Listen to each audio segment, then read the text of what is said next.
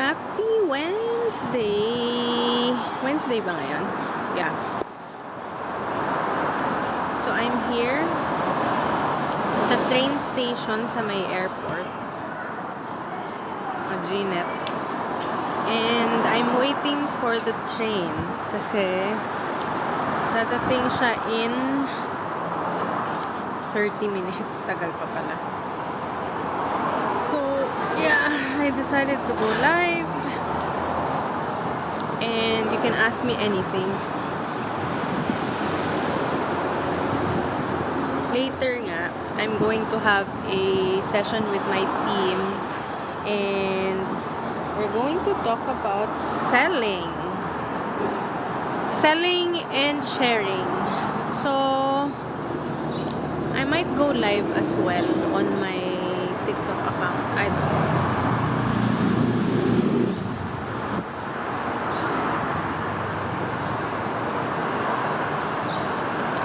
So one of the things that I noticed here is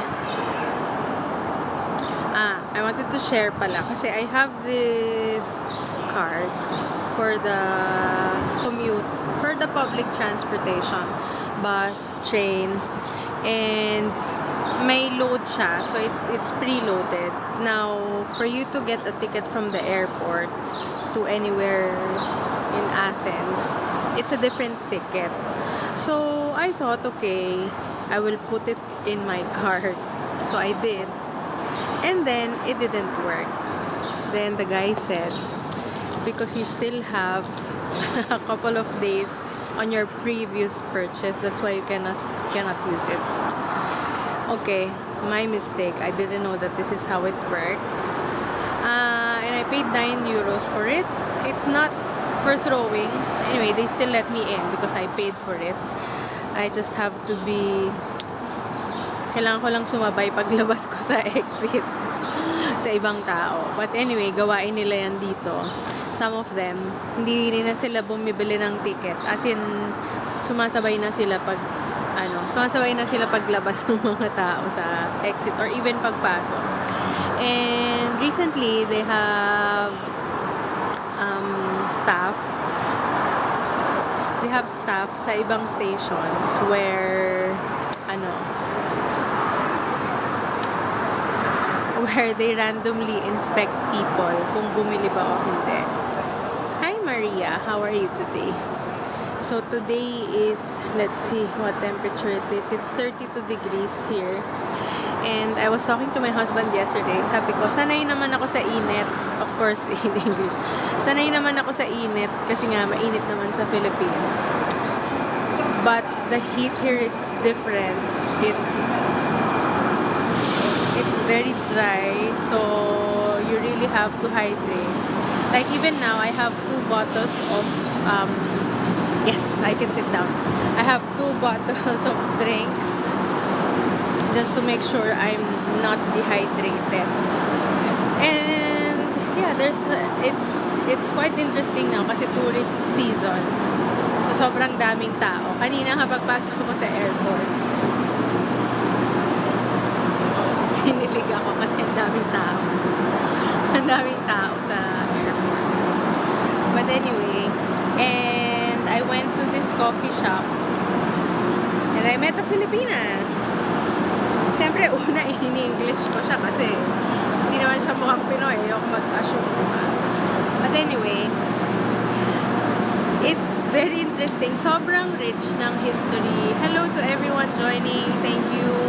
Feel free to ask me anything about Greece. Nasagutin ko kung ano mong masasagot ko.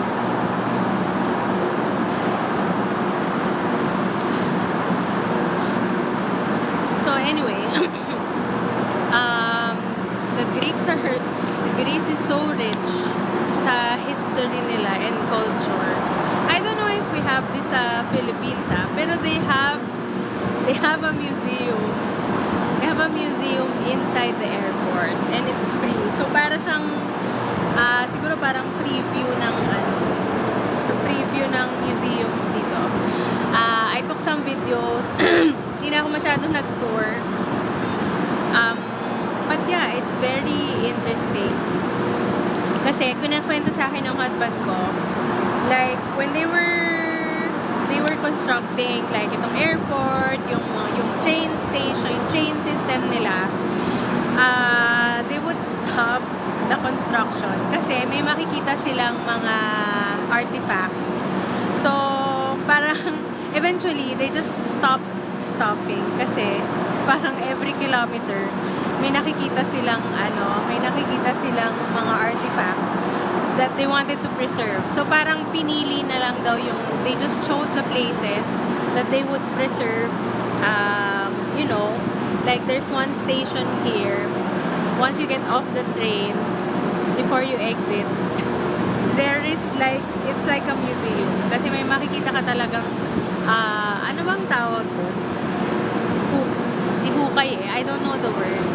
But anyway, yun nga, artifacts. You would see artifacts. And it's very interesting. History was not my favorite subject in school. Pero, sinasabi ko nga sa asawa ko, history and geography, dyan ako pinakamahina. Pero parang I would rather experience it firsthand. Hello, Eli Shalom. I'm from the Philippines, but I'm now in Greece. So, parang, ano yung sinasabi ko? Parang I would rather experience it. Mas ma-excite ako matutunan siya if geography, malalaman ko where one place is located because I went there, diba? Or, okay, nice to meet you. Or kaya, I would learn something about their culture kasi nakita ko yung mga hinukay nila, diba? Yung part ng history. And even, hindi pa ako nakakapunta sa Parthenon. Imagine, I'm very near the Parthenon. But I've only seen it from like 2 kilometers away. I have not gone up there yet. But yeah, just to witness these things that have been around for thousands of years, iba't pala talaga yung energy. When sinabi ng husband ko, before I came here, when you visit the Parthenon, it's really different. The energy is different. What you see, yes, I'm married. What you see online or on the books, iba talaga when you experience. Then I told him, I guess it's the same, diba? Like when you attend the concert, the energy is totally different than when you just listen over the radio or Spotify or podcast, diba? So yeah, it was very nice to see. I didn't know na meron din palang museum dito sa airport. And maybe I didn't stay long enough sa airport sa Philippines na yung parts ng museum dito kasi may mga tao doon nakatambay tapos natutulog, waiting for their flights. Sobrang dami kasi talagang tourists right now. And para sa mga mata ko, nag-heart nga yung mga mata ko tapos para akong sira kasi naglalakad ako kanina pagpasok ko sa airport. Para akong kinikilig sa dami ng tao that I could meet for, So, anyway, that's very interesting. And the last time I was here, actually it was a year ago kasi yung isang tita friend ko, she came here for a conference. So, I picked her up and then hinatid ko na rin siya pauwi. So, it was a year ago since I was last here. But not to travel anywhere. I just went here. Meron akong interview kanina for a certain job. And, pinag-usapan nga namin ng husband ko kagabi. Kasi for those of you who don't know, ang tinapos ko kasi engineering. And I'm currently doing anti-aging and beauty business right now. And, if I was my old self, di ko alam kung makaka-relate ka dito Parang if I was my old self, I would not apply for these jobs na in-applyan ko right now. Kasi like one I had the interview yesterday. Yesterday nga ba? Oo, yesterday. Sa travel agency. So, parang if it was my old self, I will not apply for this job anymore because of ego. So, pero ngayon, may topic nga kami nung Monday ng mga partners ko. Parang, ano ba yung importante sa'yo? Parang feeling ko kasi karamihan ng Pilipino, egotistic about sa trabaho. Which is one thing I admire sa mga OFWs kasi walang ego eh. Ang priority is makapag-provide sa family, di ba? Hindi magutom yung mga anak, hindi magutom yung mga kapamilya, and actually provide a better life.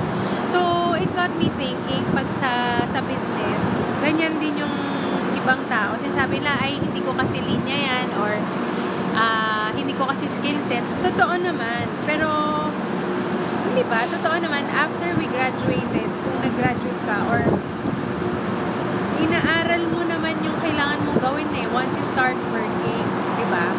And it's a matter of ano yung willing kang pag-aralan or ano yung willing mong gawin to achieve your goals. So, kaninang umaga, gumising ako ng madaling araw kasi merong isang successful na negosyante from the US. Ikukwento niya how he was able to achieve, how he was able to earn $10 million in his business. And he earned $1 million in a span of 18 months. Less than 2 years, kumita ka ng $1 million o 50 million pesos, di ba? So, sabi niya, maraming opportunities out there. Pero, ang tanong, what are you willing to do? What are you willing to learn? Diba? Pero, bagong malaman yon kung ano yung willing mo matutunan, kailangan daw, malaki talaga yung pangarap.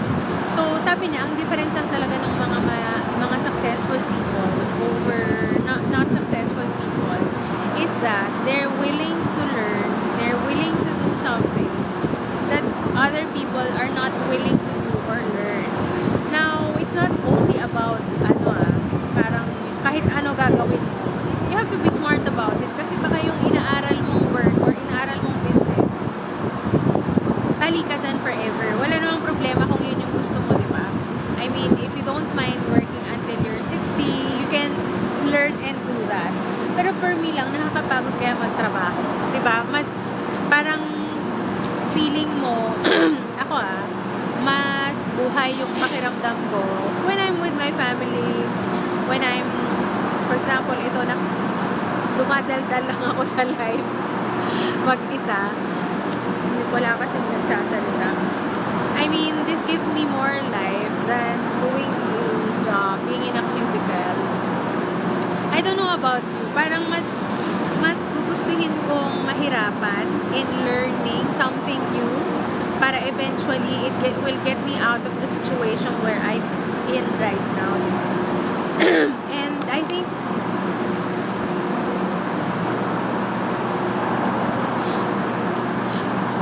yan yung isang kulang sa schools talaga na tinuturo sa atin, di ba? Financial literacy. Financial literacy, goal getting, kasi ang goal getting lang na tinuro sa atin kung ano yung binibigay ng teachers, di ba? O may exam or may quiz tayo this time, meron tayong projects for this time, but we miss out on creating our own projects for our own family. Parang gusto natin pinag-uusapan yan, but what have we really done to work on our own goals, diba? To work on our own projects that are really important. Sabi nga kanina nung sa session, set a target for yourself. Magkano yung gusto mong kinikita per month? Per month, na parang feeling mo maginhawa na yung buhay mo, maginhawa yung buhay ng pamilya mo, wala na kayong minor. Magkano yung, how much is that amount? So, there was someone who answered, and then he said, you know what, this amount, you have to multiply this by 10.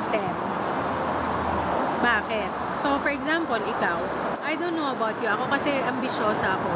So, malaki yung number ko. So, when I multiplied it by 10, parang nalula na ako. Sabi ko, posible ba to? And what he said was very important, and I think for me, added so much value. Sabi niya, you have to set your goals based on your potential. And for me, because I believe in God, I believe that we have limitless potential, di ba? We have unlimited supply available for us. So why not dream big? Why not dream big, di ba? Dream, tawag nga nila doon is BHAG. Big, hairy, audacious goals. Something that you think is totally impossible. But, if ma-achieve mo siya, you would really feel that, you lived your life to the full. Because why not? Parang, you're gonna work hard anyway. You're gonna miss time with your family anyway. Why not do something worth your while? Why not do something na eventually you can walk away from and still earn money, diba? I think this is one of the things na dapat tinuturo sa school. And if you're someone who's looking for this, we have a community where we help people, learn more about finances, about the business and economy. Kasi I think yun yung parang mas essential things in life. Hindi ko sinasabing pinaka-importante yung pera. Pero try mong hindi kumita ng pera hanggang kailan ka makakakain, di ba? Hanggang kailan makakakain yung pamilya mo. So sobrang importante rin talaga ng pera. Now, ano yung gusto ko i-share? But it all boils down to ano yung importante sa'yo. Ano yung gusto mong maging. Sabi nga niya kanina, on your deathbed, dun sa session na inattendan ko, sabi niya, on your deathbed, ano yung gusto mong balikan sa buhay mo? Ano yung gusto mong maisip ng mga tao about you? Kahapon ba yun? The other day, meron kaming friend, she passed away. Wala pa siyang 50 years old na. Inatake sa puso. And, it's very tragic. But she looked like she lived a full life. A lot of people, were saddened by her loss. Okay, you see it on social media.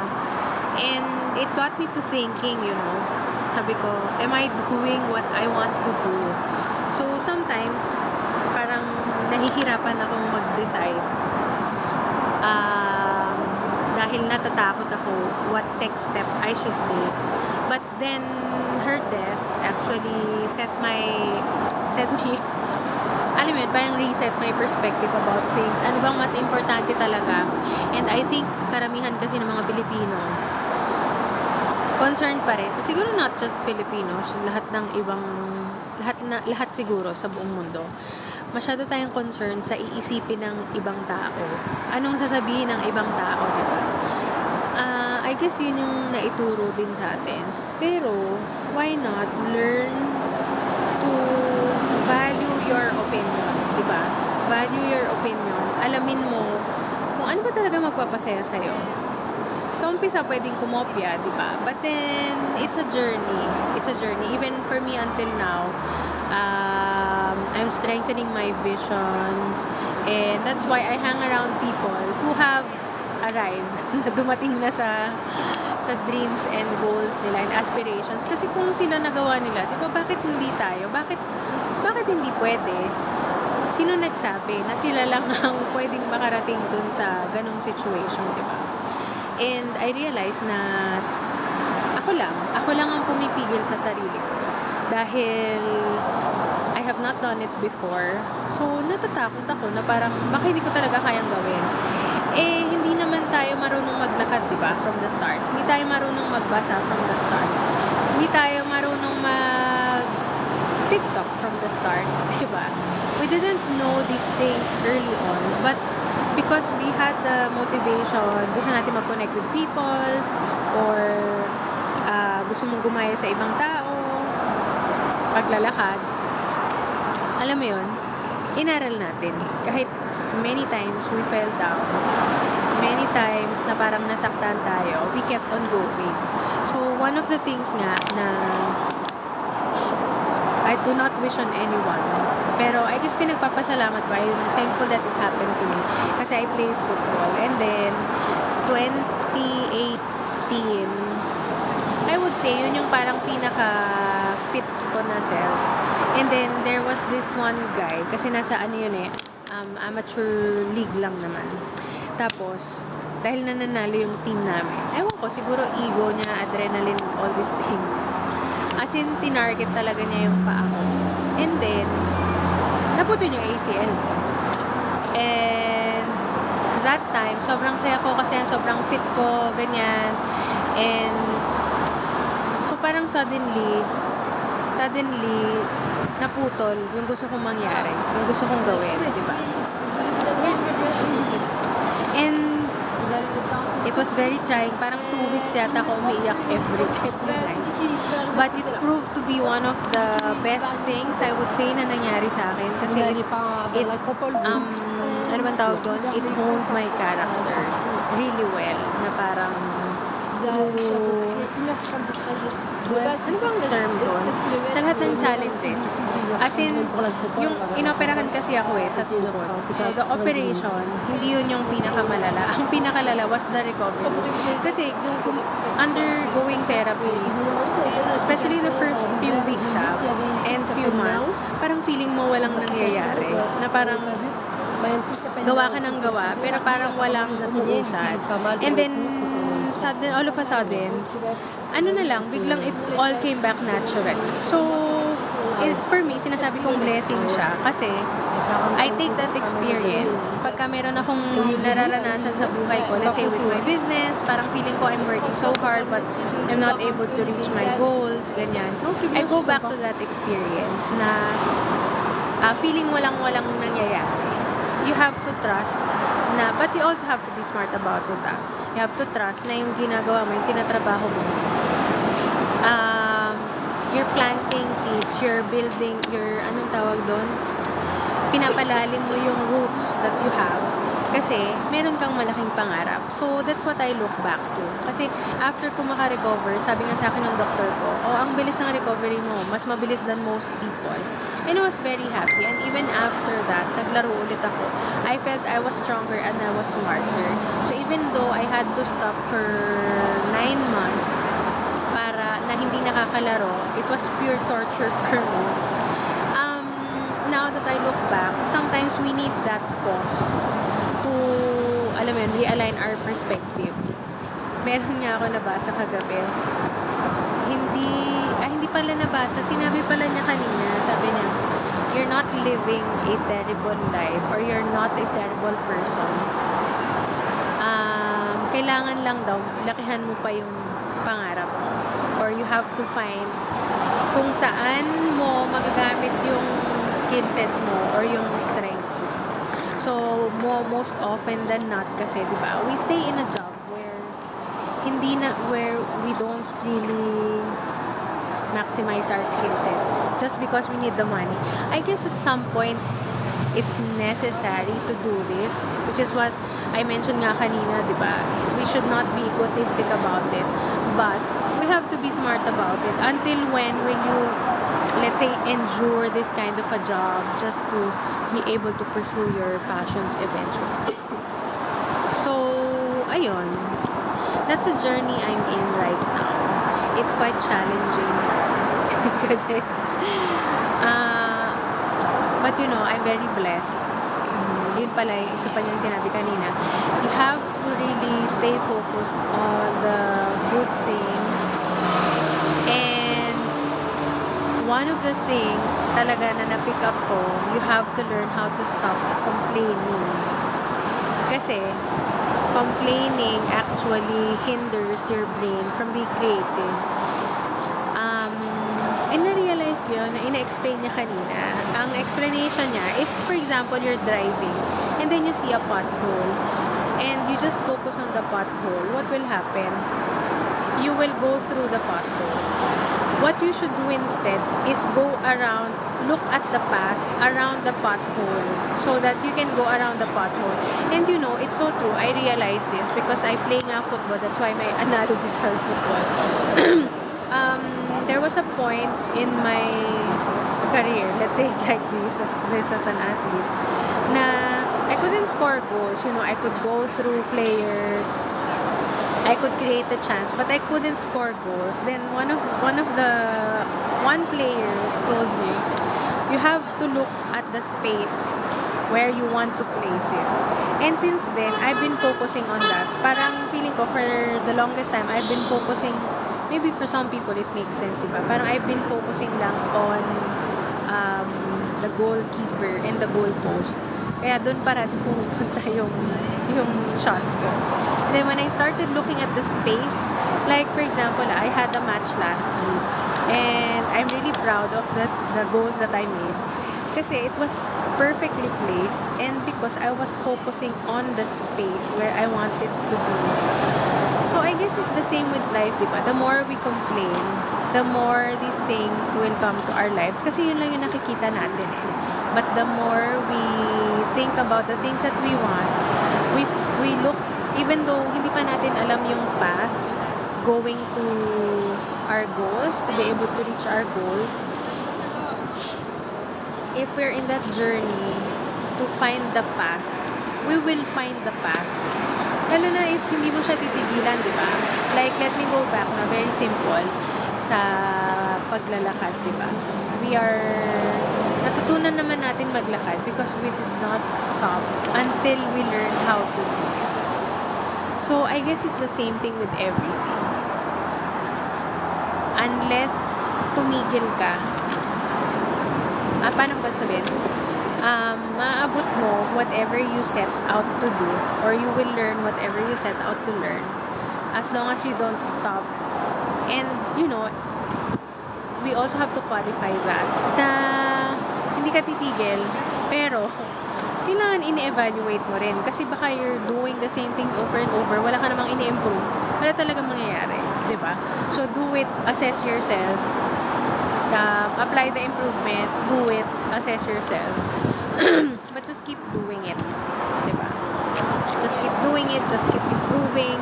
And I guess habang tumatanda kasi tayo, parang we expect more of from ourselves, na parang hindi dapat gets ko na to kaagad. Hindi mo nga gets kasi it's something new and it's something that you have not done in your life.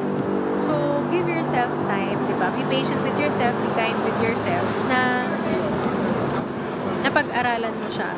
Konti-konting improvement every day, whether sa pagkita ng pera, whether sa pagpapalago ng negosyo, or kaya certain skills sa trabaho, diba? Little by little every day.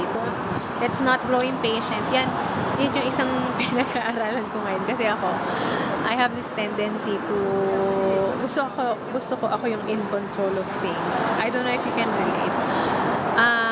Ayoko ng uncertainty and I like to see what's next. Kaya nga, yung asawa ko nagtataka kasi I watch movies, I watch series, kahit ilang beses ko na siya napanood, papanoorin ko siya ulit. And I guess for me kasi alam ko yung mangyayari and I'm finding something different dun sa mangyayari. Miski nga yung mga football games na napanood ko na, alam ko na yung results. And then, I would be like, sana makagol tong other team even though I know the score already. So anyway, nagra-ramble. Ano na yung kinukwento ko? Ayun, ayoko ng uncertainty. I want things to be certain. I want to understand. I want to be in control. But, hindi ganun ang life eh. We have to understand na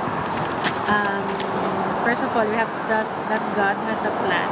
He has He's the best interest for our lives. And, you know, every step that we do leads to the goal that we set. Pero baka it's leading us to a better goal. Gets mo? Some people kasi ayaw na nilang magplano. Kasi sabi na hindi naman matutuloy. But the successful people say na you make the plan kasi not because of the plan, not because of the end goal, but because of the person you become. And kung hindi mo man daw maabot yung una mong tinarget na goal, at least you're not where you used to. Hopefully in a better situation, diba? So, yun. My train is almost here. I'd like to thank you for joining me, for listening to my rambling. If you'd like to hear more about this, we have sessions with my partners, my friends from the Philippines, and we talk about goals, we talk about how we can live a better life. We talk about how to have a fulfilling life. Especially if you're struggling right now, struggling with work, struggling with finances. You really have to do something different. You really have to have conversations with new people who are talking about the things na gusto mong ma-achieve. Stop complaining. Start doing something about it. Kasi unless, sabi nga nila, nothing changes until something changes. Nothing changes until something changes. So, take that first step. Send me a message.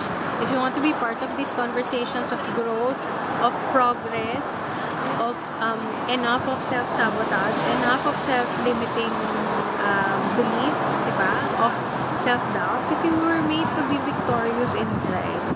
We were made to pursue a life that is abundant. Don't let the world tell you. And that's why I like doing these lives also. Kahit wala kang kumakausap sa akin.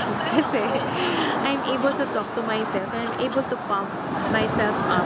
And hopefully, for those of you watching, you get a sense of my energy. Because this is what I want to build up in myself, why I'm doing this, and what I want to share with you also. Now, if you want more of these sessions, as I mentioned, we're also doing it in private. Shoot me a message. You want to be empowered, you're tired of living the life that you've been living for the past 10 years, you want to an upgrade, why not, diba? Huwag kang matakot. Take that first step, send a message, follow me, and let's connect. Let's have a conversation again. My train is here, so have a nice evening. Bye!